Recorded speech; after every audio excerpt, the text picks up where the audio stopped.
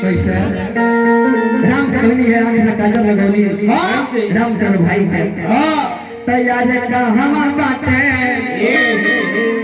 अरे लुटाए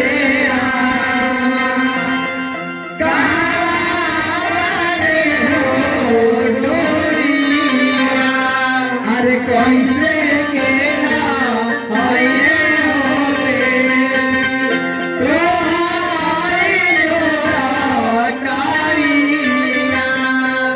दूरचक के पानी से चारों दुल्हन सरकार के नहावन भई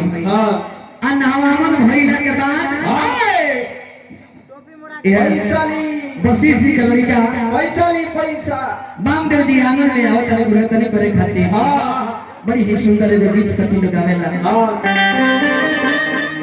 इस सभा के जयकार बा भगवान से पत्र ही शुभकामना खातिर बबुआ कहेला लो तब हसुबा में से रही हो अरे थाका पा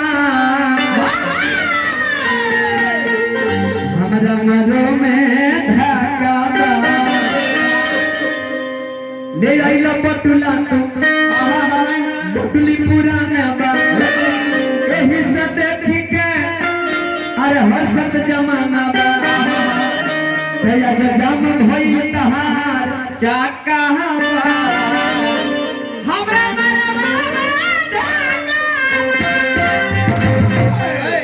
यही बलिया का पटेढ़ा पटेढ़ निवासी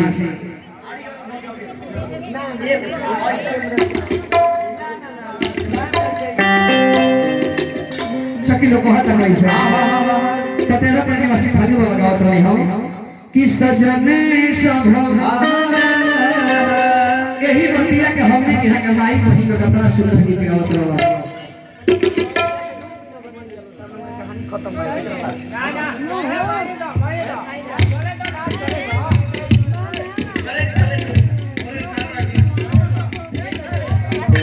आई इया जी का तरफ से भगवान के उनका हमें वस्त्र दान आई इस सभा के जयकार में धनराशि आई इस सभा के जयकार में कैसे कि संभल कर बैठ जावे भसुरी मर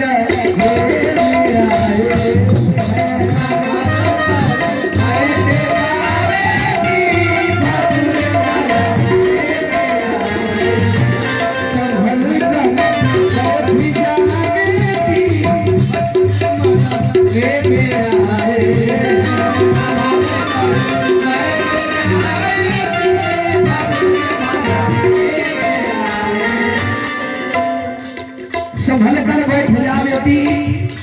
भसुर मरवे में आए हैं आई हमरा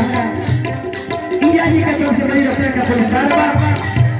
इस सभा के जयकार बा भगवान से प्रसन्न ही शुभकामना करते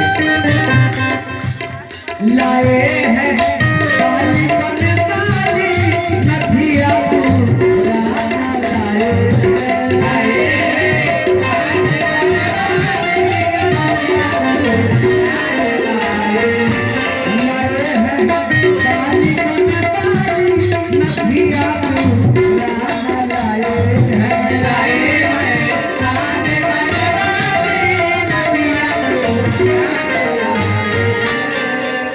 धोती पहिरावल गई आरती उतारल गई अब यह धोती पहिरा के कन्यादान के विधि होता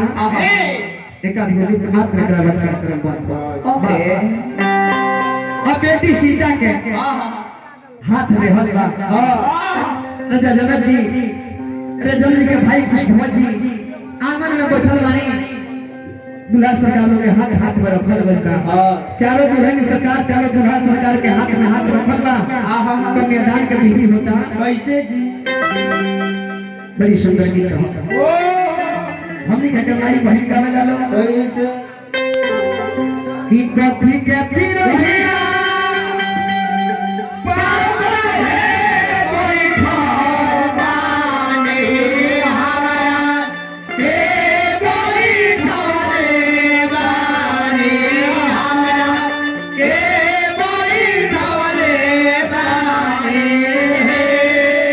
कभी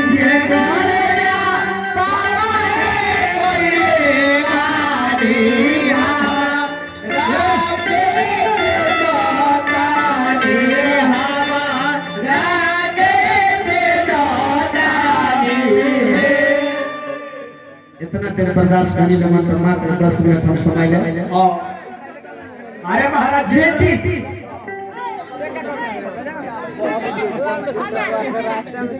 बेटी नाम से सवाल जब हम कर ली तो बाबूजी के कलेजा फट जाला। तो हतारी कैसे कि कुशक पिरहिया